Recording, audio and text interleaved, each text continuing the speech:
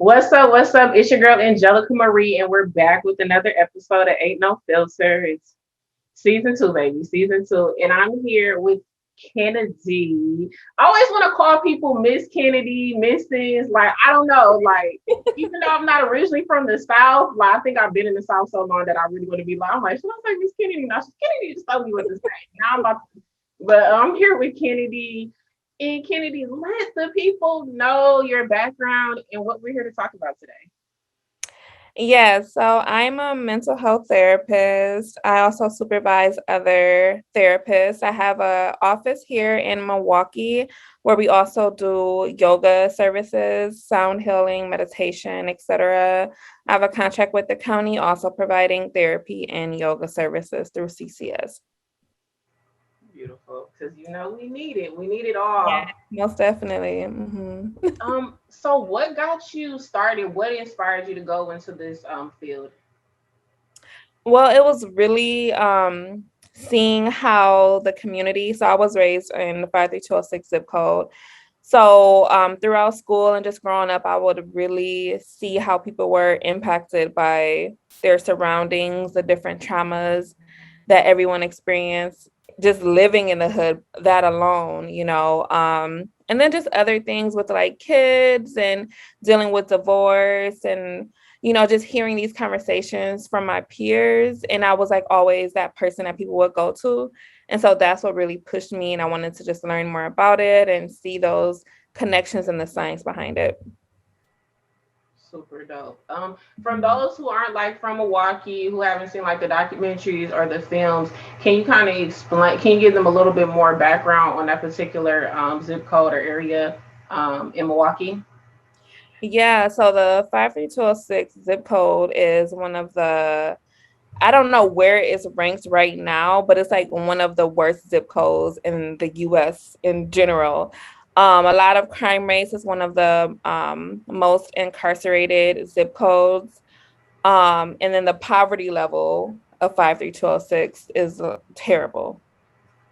So it's just a lot. And especially with the crime rate and then the lack of education and so forth, all of that just being the prime issues in that zip code.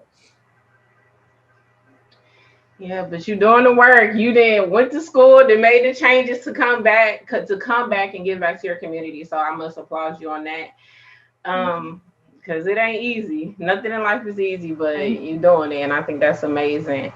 And I know that you also kind of specialize within the trauma realm, and you're considered a licensed psychotherapist, correct? Mm-hmm.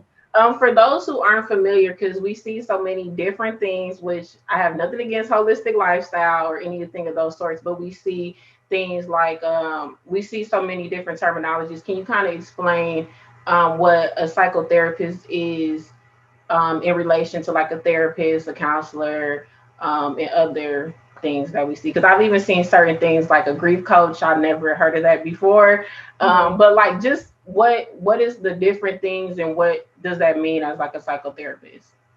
Yeah, so anything that's coaching related, anybody can put coach behind anything, and it doesn't require the license that is required from anyone that is a psychotherapist or a counselor. So coaching, there's people that are like life coaching, a life coach.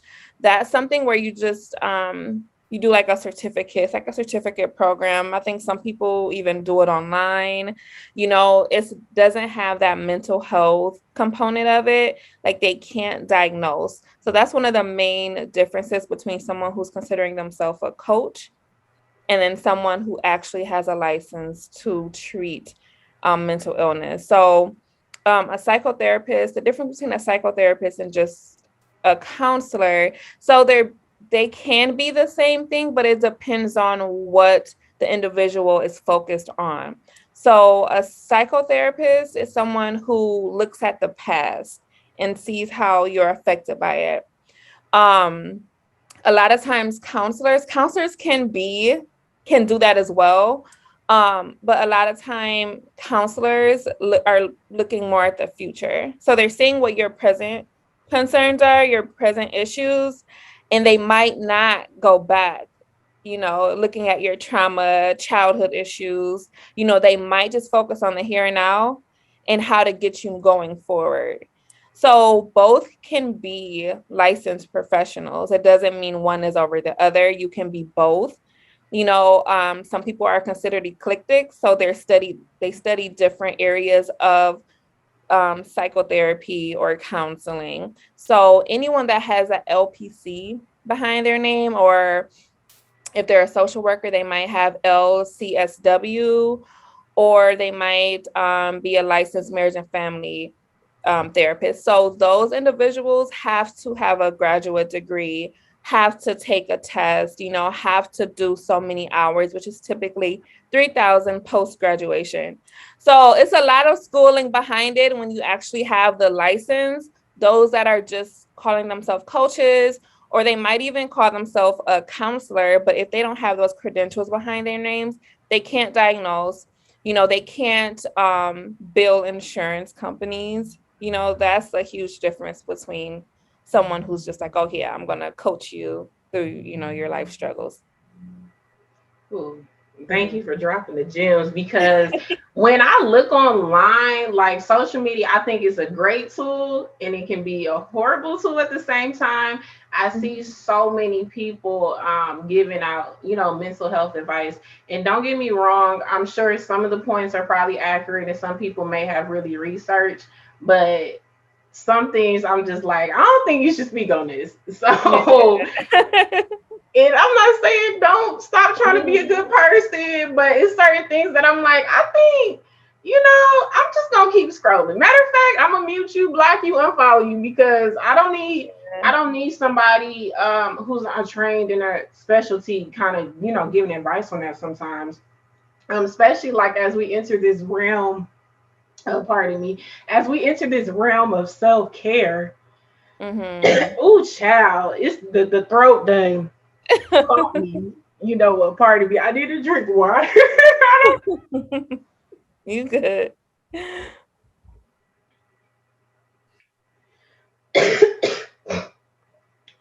Ooh. You okay?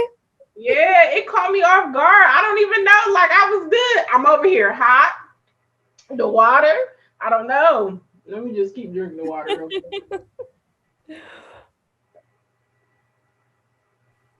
But even getting into the realm of a lot of people providing us with self-care tips on social media, which I do think that self-care is extremely important to our day-to-day.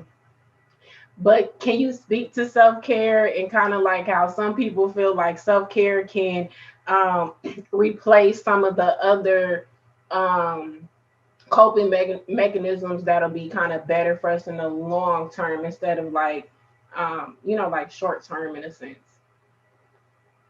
Okay, so when you say long term, short term, are you referring to people saying to like they're bringing up self care tips as a way to heal from trauma or heal from things that are more drastic? Is that what you mean by long term? Short Yes, term? yes. Okay. Yeah, so I mean, self-care, doing things that are self-care related is going to be good for anyone, whether you have a mental illness or not. It's a great way to keep yourself just balanced.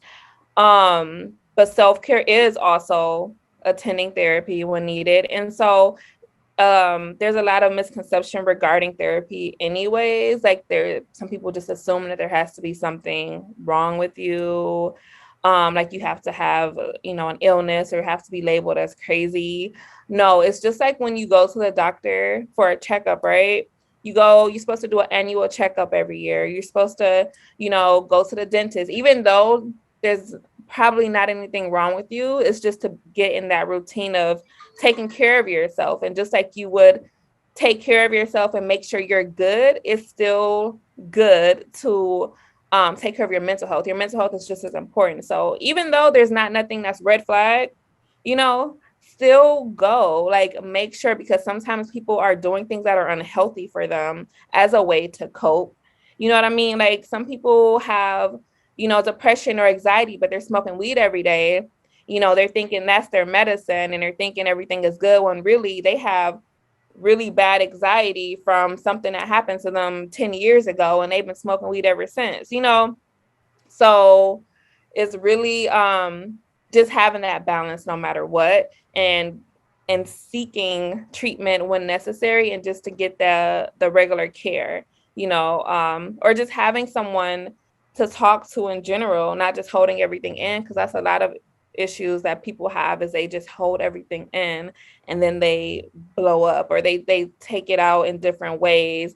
They might have this anger, they might, what I'm saying, react to people in a certain way, and it's because they hold everything in and then, they snap. I'm over here shaking my head because I'm shaking my head in agreement, because I will definitely say I feel like I was that person or am that person in certain aspects of holding things in and not being willing to ask for help. I think for me, my big turning point, and part of the reason why I wanted to do this episode of my podcast is because in 2019 I lost my uncle, and I also lost my cousin. But the situation with my uncle, he was murdered, and it was just a lot for me because of the circumstances around it, that made me. It changed me forever. And I just remember, like, I remember the next day still going to class, and I I feel like I didn't make the greatest choices when I was first starting off on my grieving process. Like, I still went to class. I shouldn't have went to class the next day. I was away from family, which I was in school, so I didn't have like the option. I guess I did have options. I could have took the rest of the quarter off. I chose not to. I just think I didn't do things.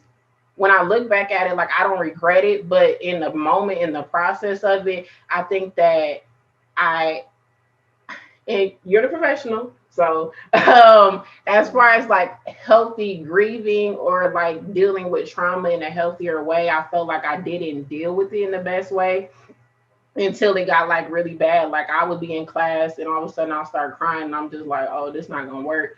And then I officially decided to use my school's resources, and I went to like a grief counselor, and it was like half of the time I sat in there and I just cried.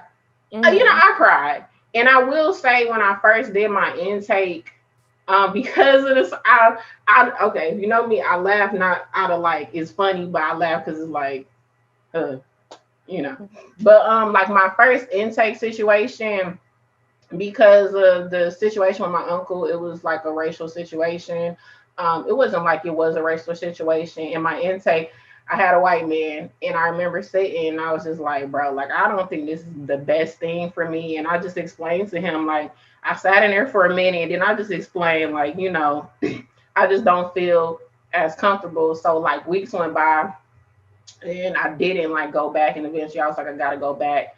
I ended up with a black woman, and that's what I needed. Like, some people say they don't want someone who looks like them or has a similar background to them to speak with, but what I needed was a person who looked like me. But I sat up there and I just cried, and that was just, I needed to cry. Like, I talked to friends, but I don't think my friends, not all of them, I just don't think I could express how I needed to express.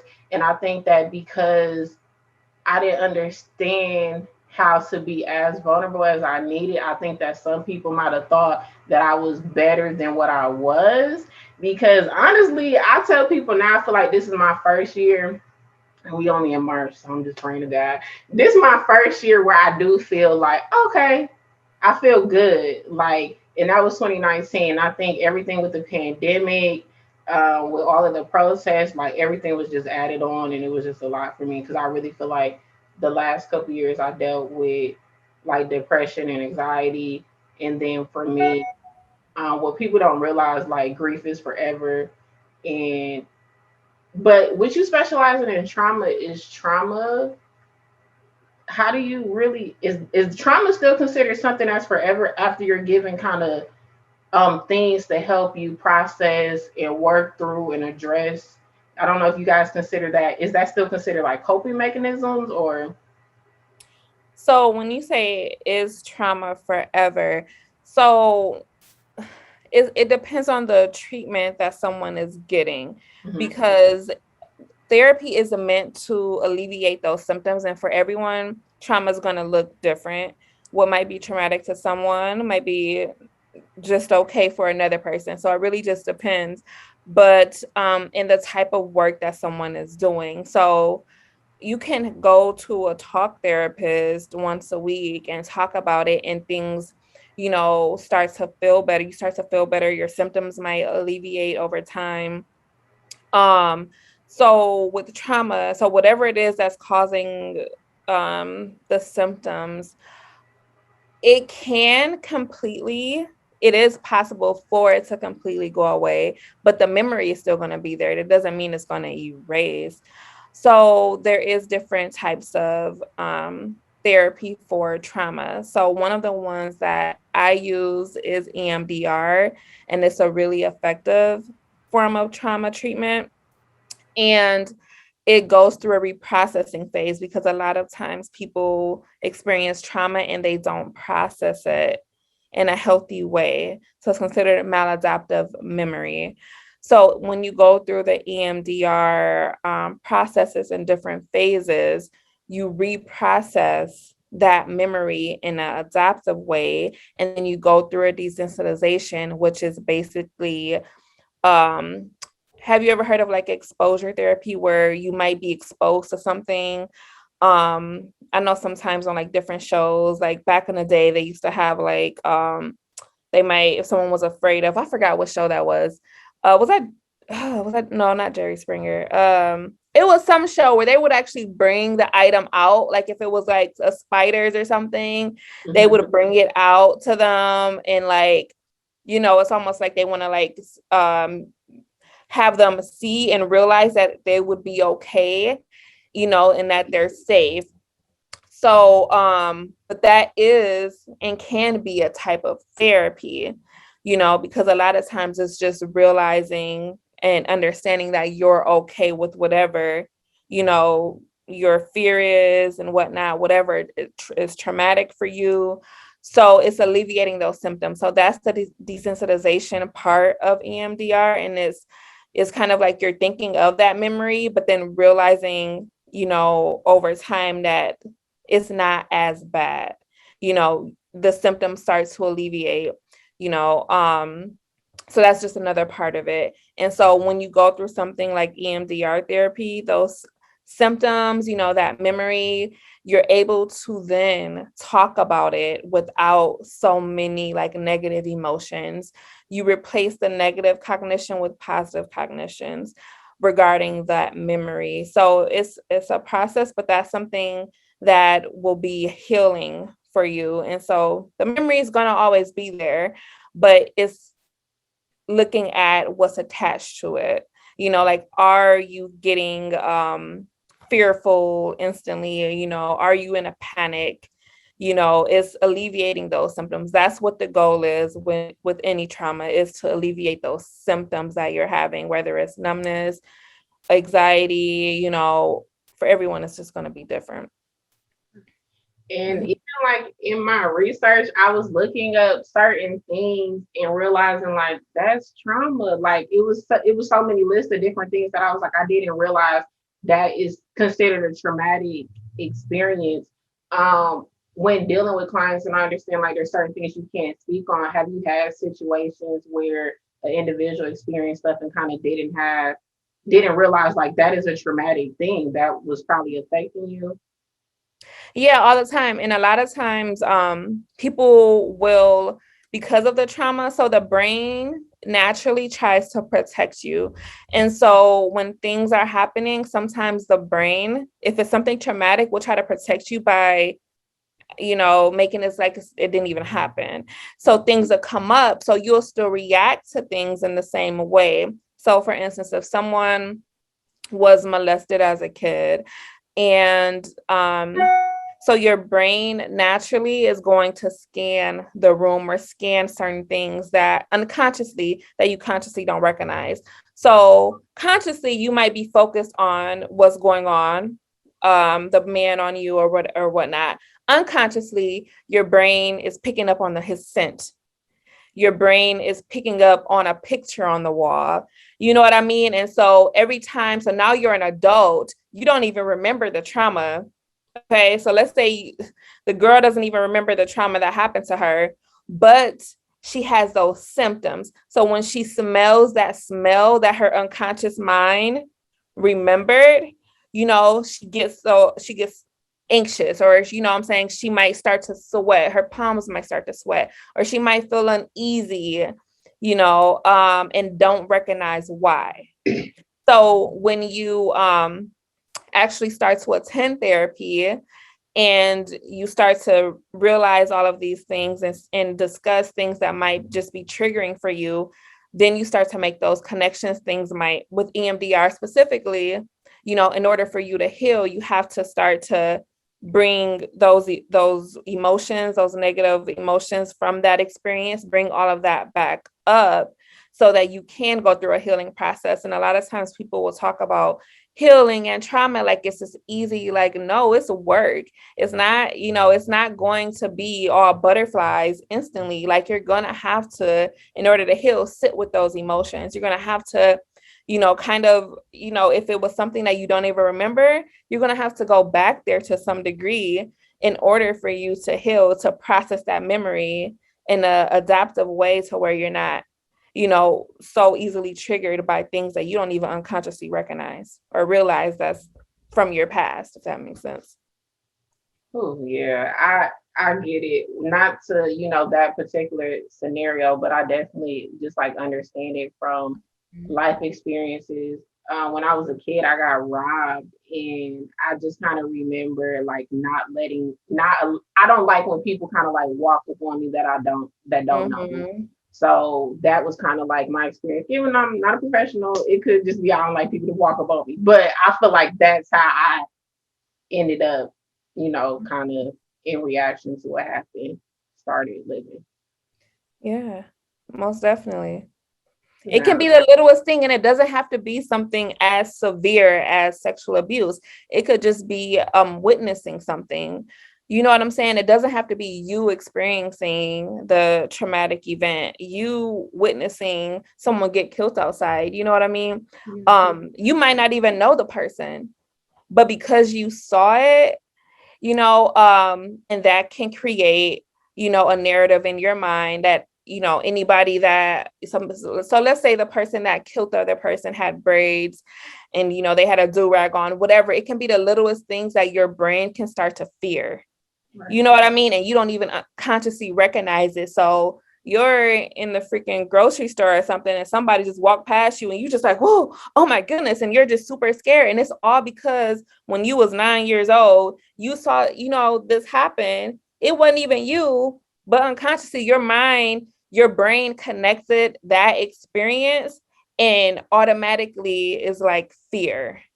No, you know what I'm saying? Unconsciously, your brain is telling you fear, like that is not okay. This, even though, the person in the grocery store is just an innocent person, but that's just what your brain does. Your brain is wired to protect you, and it's always going to make connections, whether you consciously recognize it or not.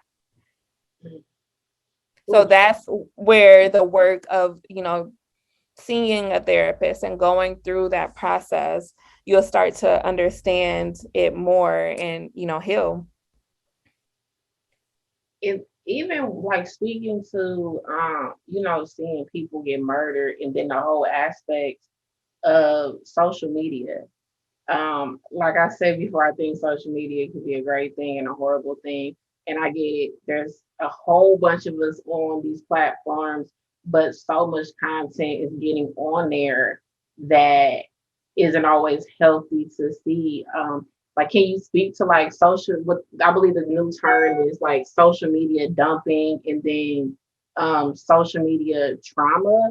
Have you seen, like, I'm not sure if your client base is particularly younger, a little older.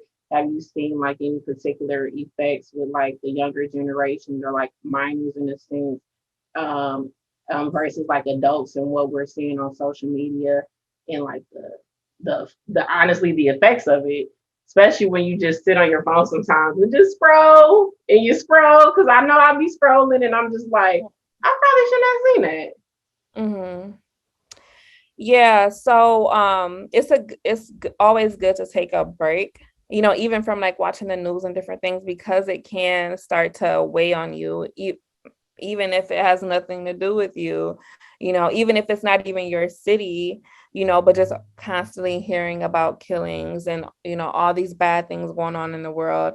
That alone can be traumatic, the war, COVID stuff, you know, it's all on the person, and how they take it. It's all in the lens of what they're seeing and how they're interpreting it, how their brain is adapting to that information. So if you notice that you're feeling, certain emotions, or you're feeling negative symptoms when you are scrolling on social media, and sometimes it doesn't even have to be like news or things that's going on in the city. It could, just be even comparison. A lot of times, I know this is off topic, but sometimes it's just that, you know, um, if you're noticing that every time you scroll, your self-esteem starts to go down, maybe you need to change the narrative of what you're seeing, when you're on social media, or giving yourself that break. Maybe you need to follow more influential people that aren't just like models and so forth, people that actually motivate you in a way that's, going to help your career or your goals, where it's that type of connection. So, yeah, it's just social media in general, like everyone, I mean, we're all on it too much. So, Yeah, yeah. I set up my social media for me to have screen time, but I don't be listening. I'm hard headed, and then I'll be Mhm. scrolling. I'm like, I gotta get off of here. But I know that when, in particular, when Instagram changed, where it gave you like a whole bunch of suggestions on your main feed of people you didn't follow, I was like, this not gonna work. I was seeing folks that I was like, nah, how did y'all think I would like that? But I don't know what I did, but I went to my settings. So if everybody can Google this. I don't know what I did, but I went to my settings. I want to say, but either way, all the people suggested followers on my main feed are gone. I had to Okay. get rid of that. Maybe it's gone from everybody, but it's gone from mine. And it was just too much, because it was just like, this doesn't even make sense. Like, I was seeing like extremely negative things, and I was like, this not gonna work for me. Like, this Mhm. not gonna work. So I got rid of it somehow, some way, or maybe they got rid of it. Yeah, I don't know. I'm glad you did though. It was too much. And I also said, I'm going to go on a social media break. I have not gone on a social media break. I was supposed to be on a break in February. I did not. March is almost over. April's around the corner. But I'm going to go on a break because I need to get on a break. I think, like, the one thing, and this is not directly as far as, like grief or trauma, but I think one of the things that's kind of hard sometimes is when you're in a certain career field and they post opportunities on social media more than they post them on the lovely LinkedIn and all of these other places. I'll be like, okay, all right, guys, how do I? If Yeah. I take a break, like, I don't want to miss what's keeping the Right. bills on. Right. But Sometimes it's yeah. hard, especially if like you're advertising and stuff on social media. So that's like your business. So it makes sense to do things like that, but definitely try to limit just random scrolling for sure. I've been doing good today, but that's because I've been prepared for you. For those who want to enter this field, what are like some tips or some guidance? And honestly, how do you deal day to day? Because I assume that you're still, like, taking clients, because I know you have your own practice. And Mhm. you're still taking clients and you're hearing individuals. Like, you're human, so how do you, step away and not let, their stories and certain things that they're working within their healing affect you? Yeah, so right now I'm actually just supervising other therapists. So I'm helping them with the process, helping them with getting their license as well. Um oh, I'm sorry. What did I just do? Can you still see me? I can still see. Okay, my screen just kind of went away. 1 second. Um so You can take a second if you're still trying to get it back up. No, I got it back up now. I just lost my train of thought. You said you're supervising, helping Oh people. yep. So I'm supervising other therapists. I'm helping interns get their hours for graduation and LPCIT. So those that are in training to get their hours towards full licensing. So that's what I'm mainly focusing on right now. But to answer your question, as far as just doing therapy work and being able to balance and manage day to day, is really just leaving it at the door. And that's when you're leaving the office, just leaving everything there, so not taking stuff home. And that's something that I had to learn even before I was a therapist, even just doing other type of work that involves people's, doing like case management or care coordination, like anything like that you're when you're very involved in people's lives. It's just like learning how to just leave it there, like leaving it at the office, like not taking it home. So not discussing things with your partner, not doing any of that, just strictly leaving it there and then returning back, when you're back at work. So that's the main thing. And just remembering to take care of yourself, like still do all the things that you typically would, not be so like focused on work that you're not living your own life. Like how can you really, help people with their life if you're not even helping your own life, so just really having that balance. If anyone wants to become a therapist, so it definitely is a process. So you do have to have a bachelor's degree and then go on to get your master's.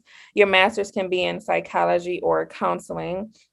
You definitely have to make sure whatever school that you're attending, that the program is for licensing purposes, because there's sometimes you can get stuck in a program where you have a degree and it might be related to what it is you're trying to do, but it's not set for the state that you're in to like it doesn't meet the requirements for licensing. So you definitely want to make sure whatever program that is a program to where you can get licensed afterwards. So after you get your master's in counseling or psychology, you have to take a test called the NCE. So it's a really, really long test to make sure that, you have all the knowledge and skills to do diagnosis and so forth. And then you have to complete 3,000 hours, which can take up to 2 years. For most people, it takes about 2 years to complete, where you're working under another therapist, which in my case, or for any, it would be me. So therapists can work under me. That is a LPCIT, where I would supervise and sign off on their hours so that they can become licensed. That's amazing. Yeah. It's a process, but anything that's worth having. It's definitely a long process. But it's worth it. It's definitely worth it. And then, I haven't, directly looked at the statistics. I know a lot of people have said there's not a lot of people, that look like us within that field of study. Over the years, since we have more resources to speak about mental health, have you guys seen an increase, or at least within the area that you're in, are you dealing with more people that look like us who are trying to, get licensed? And yeah, so it's still it's a little bit more, but it's still not very many of us. I know initially when I graduated, it was very, very few that were actually in a position to be a supervisor, to sign off on hours. During that process, me personally, I wanted to be under another Black therapist, and I just couldn't find that at the time. So I was always working with white males, that was always, no matter what. Even when I was an intern and even after I got my hours, I was just working with white people. It was never anyone. And I would always ask, like, hey, are you guys going to get any more people of color? I'm not just saying Black people, I'm saying minorities in general. There was not Latinos, there was not Asian, nothing. It was just always white peers. So, I'm seeing a little bit more, But the issue is a lot of times what I've been seeing, people will get their master's in counseling and then they end up doing something entirely different, or they don't actually complete their hours. They end up just doing something where it's mental health focused, but they're not actually like licensed therapists. So they might be, and a lot of times I think people get stuck in positions where they might be like maybe they are a supervisor or manager doing like case management and they're content with that. So they never even complete their hours, so they're not actually doing the therapy, but they almost have the full credentials to do so. So hopefully more people, do actually, graduate and do their hours and become therapists, because there's still very few. Probably like, no, this was like 2 years ago. All of like a bunch of Black therapists did get together in Milwaukee, and there was, I want to say there's probably like 20 of us. And that's it. Like very, very few. And even speaking to some of them were not doing direct therapy. So, just yeah, we definitely need more people. So I would encourage, and there's gonna be a demand. You will never be out of work, if for anybody that have thoughts about being a therapist, because there's a huge demand for it. And most people do want therapists that look like them. So It's certain things I will say I just don't have to explain to you. Like when you're a woman, you already understand different things that just I don't have to verbally say. You just kind of it. I do hope it gets better. I do hope it gets better. Hopefully, more people will get exposed to it and have an understanding. And I mean, you're helping people get there, so I think that's beautiful and amazing. Also, you spoke earlier about having the contract with Milwaukee. Like, what does that exactly like look like, having a contract with the city? Yeah, so there's a program called CCS, Comprehensive Community Services. So I provide therapy, yoga, so therapy, all types, yoga, meditation, sound healing, mindfulness to their consumers. So anyone that has a Medicaid can be a part of CCS. And so CCS is it's a huge program where you can get services paid for through your insurance. So you can get, in addition to just therapy, yoga services, you can get assistance with financial planning. You can get assistance with social security, disability. You can get assistance with housing. All of that would be covered through your insurance, because they understand the connection of these things and on your mental health. If your housing situation isn't stable, I'm saying, if you're homeless, that's going to affect your mental health. So it's like they realize that, and now they have this program to where you can get all of these services, all paid through your insurance, so that you can be mentally well. That's so beautiful. Can you speak to, like, I'm familiar with yoga and meditation. Can you speak to the sound healing aspect? What exactly is that? I want to say I know, but I don't want to sound slow when I say what I think it is. But I'm just let you explain. Yeah, so sound healing. So a lot of people, when they hear sound healing, they can relate it to Janae Eiko. She talks about it a lot, and she uses sound healing bowls in her music. Okay, yeah, that's what I thought it was. Okay. So so it's dealing with the frequencies. So everything is energy. So the frequencies of the bowls, they open up different chakras within your body, and so it can be extremely healing. I had a patient who I was seeing for a long time with anxiety. She went to my sound healer, and she was like, that was the best experience she ever had. Like, she's never felt that relaxed as she did when she left out of there. She also had physical symptoms that she used to experience, and it alleviated after doing it, because there's also like a physical component to where it can help with symptoms that you're experiencing physically. So there's a lot of science behind it.